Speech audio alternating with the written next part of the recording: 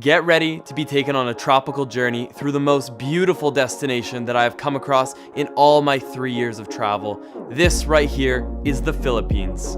Having spent almost 4.5 months, 3 separate visits in the country, I've seen and done a lot of things here, and because of my recent trip here, it was time to update my top 10 to the Philippines with the 2.0 version. Strap yourself in and get ready for what will be your next tropical adventure, the Philippines. Let's hop right into it with number 10.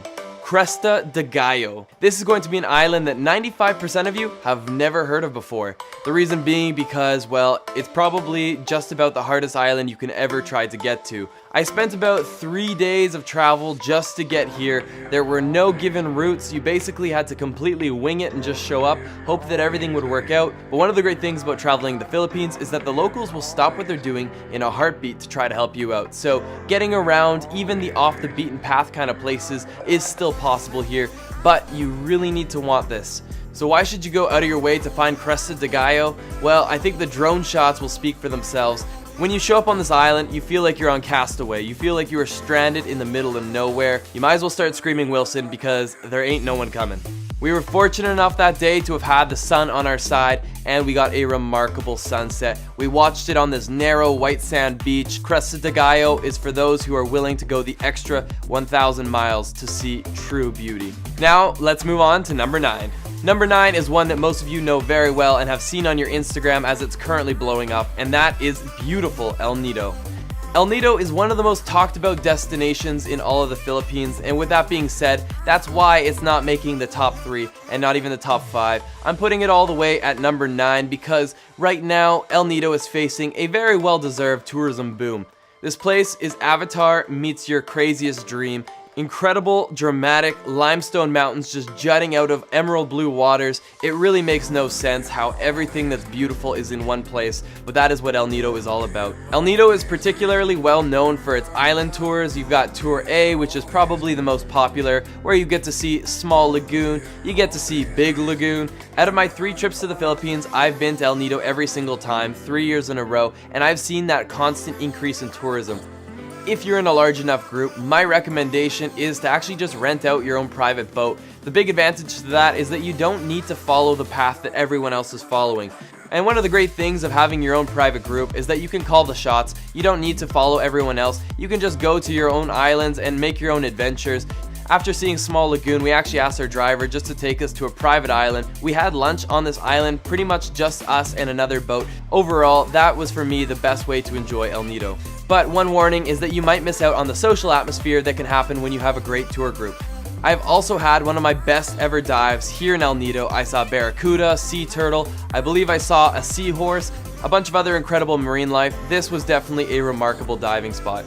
There's one other thing that you cannot miss if you go to El Nido, and that is the beach called Nacpan, the most beautiful beach in the entire world.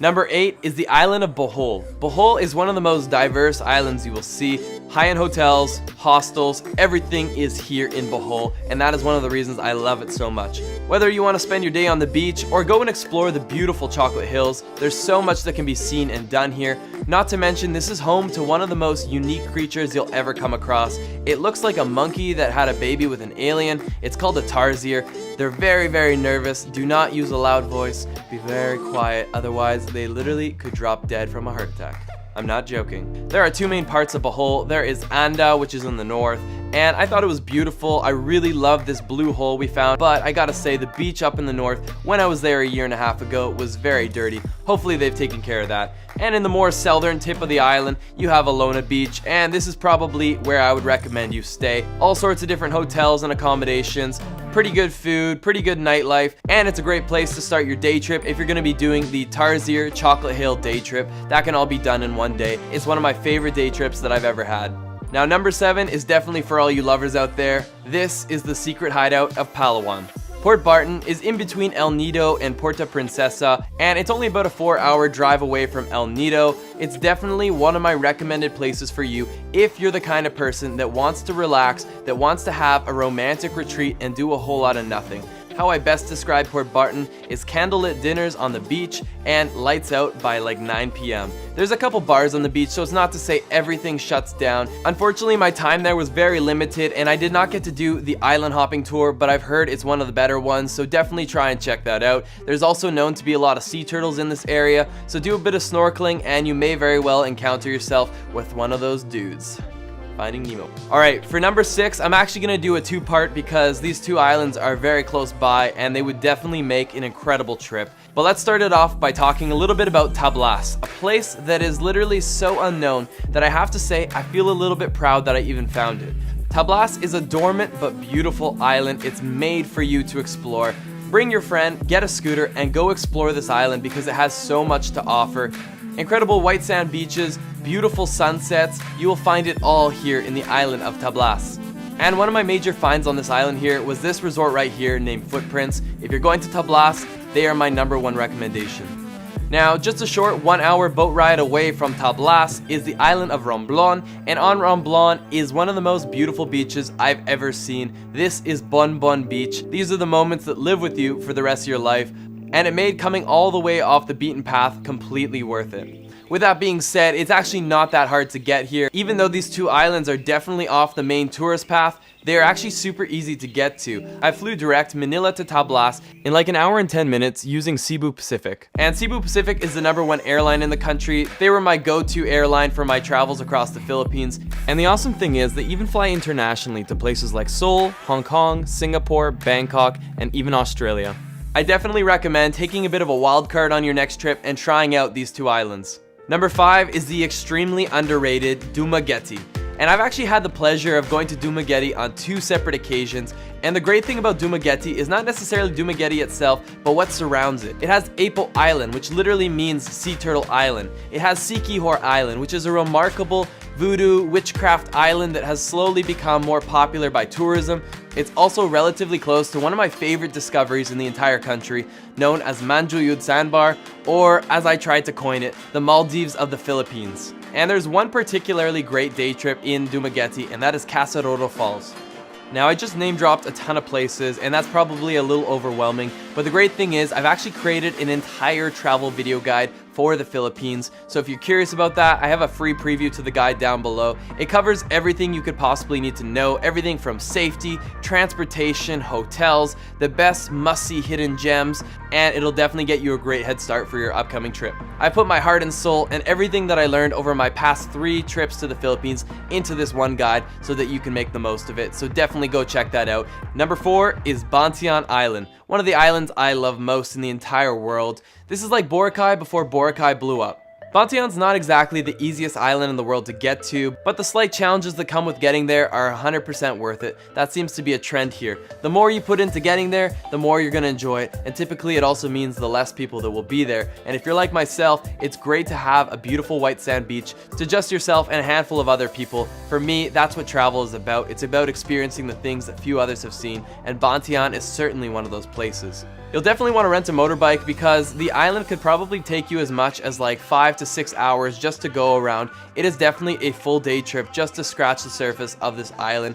The people of the Philippines are extremely kind, and it doesn't matter what road you follow down. Typically, they always greet you with a massive smile, and don't be afraid to pull over and actually have a conversation with them. I remember in Bantian, stopping at a random little market and just sitting down and having a beer with a few of the guys. Even though there was a bit of a language barrier, they really appreciated me making the effort to talk to them, and for me, it was one of the highlights of my entire day. So definitely try and make friends with the locals. A couple of the notable locations on the island are this abandoned building here, right on the water, and in typical Philippines nature, we have got some incredible blue water with the saturation on full boost. It's definitely a very relaxing island, so enjoy a world-class sunset in one of my favorite islands in the entire world. Alright, we are now heading up to the podium. The bronze medal, number 3, is going to Barian. Nothing but beautiful blue water that's formed its way through the rocks. You can do some incredible cliff jumps into the canyon. The water has even eroded away at some of the rock, and it's made for some crazy water slides that go right into the refreshing waters. Now you would think this would be the end of the experience, but there is actually a cherry on top, and that is at the very end of the canyon, you arrive at what is the greatest waterfall that I think I've ever seen. This right here is Kawasan Falls, also known as the Gatorade Factory. Weather dependent, when you visit, the bluest of waters will be flowing into this little area at the very end, and this is the result. It's definitely becoming a bit more of a mainstream destination, so try to coordinate and figure out the low times to visit, but even if you have to share it with other people, this is still an unforgettable experience. Now most people would celebrate if they got a silver medal, if they made the podium, but Karan, please don't cry, you're still extremely beautiful. Number 2 is going to the dreamy island of Karan. Look at these drone clips, look at these lagoons, look at this water. It is very similar to what you saw in El Nido, but the remarkable thing about Karan is that it's not as busy as El Nido. So everything that was great about El Nido is here, but with less tourism. Only 2 of the 11 lakes on the island are accessible to the public. Not even the locals can swim in those other 9 sacred lakes. There's a lot of history here, and there's even said to be a giant octopus that swims in these waters, so always be looking behind you when you're in the lagoons. There are 3 main things that you must do in Karan, and the first 2 can be done in one day trip. There's actually a shipwreck and Pass Island day tour, where you start off the day by free diving into a sunken Japanese warship, if you can hold your breath long enough. And secondly, you end off your day here at Pass Island, one of the most beautiful islands that I think I've ever seen. Nothing but beautiful white sand beaches surrounded by cerulean blue waters and a whole lot of nothing to do. They even had an island wiener dog. That was definitely the cherry on top to Pass Island. And the third thing that everyone will end up doing if they go to Karan is of course the lagoon tour. The lagoons here are out of this world. There's many island tours that are offered, but the one that I took me to these beautiful lagoons. It took me to the incredible Kalagaman Lake, and they even showed us a secret lake where we had to swim under one of the rock structures to access.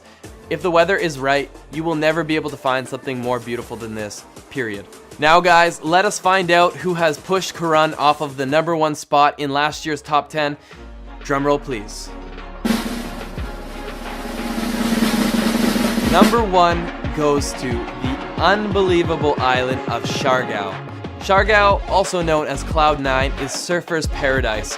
Right off of the ocean, you're getting incredible waves crashing in on the shore. This is actually where I had my first ever real successful surfing day, and for me it was a very rewarding experience. My nipples were a little chafed, but we're not going to get into that, and luckily the surfing is just scratching the surface. There is so much that you can do here in Siargao. There's some great hostels, some amazing hotels, and they even have 6-star resorts like Dedon Island Resort. This is a truly world-class luxury experience. There's the emerald green Sugba Lagoon, the incredible rock pools of Magupunko. Probably didn't say that right, but we're gonna move on. And the awesome thing is, Siargao is just one island that's surrounded by other beautiful islands. There's Naked Island, which, by the way, it's probably frowned upon to be naked there. There's Guyam Island, and several others that will all be fit into your island hopping tour, so that's for you to explore and find out. And it's actually becoming a lot easier to get here. You can actually fly direct now from Manila using Cebu Pacific, and you get there in like an hour and 45. Good nightlife, chilled vibes, all in one place. This is Siargao, and that is the reason it is my number 1 must-see place in the Philippines. That is the top 10 to the Philippines. I hope it helped you with your upcoming trip, and if you are coming, then you'll definitely want to check out my free preview to my 5 hot tips to the Philippines. It'll be a great head start for you on your trip. Look no further, check the link in the bio, and if you're new to my channel here, I would invite you to become part of Team Get Lost by hitting that subscribe button. So guys, without further ado, let's get lost again in the next one.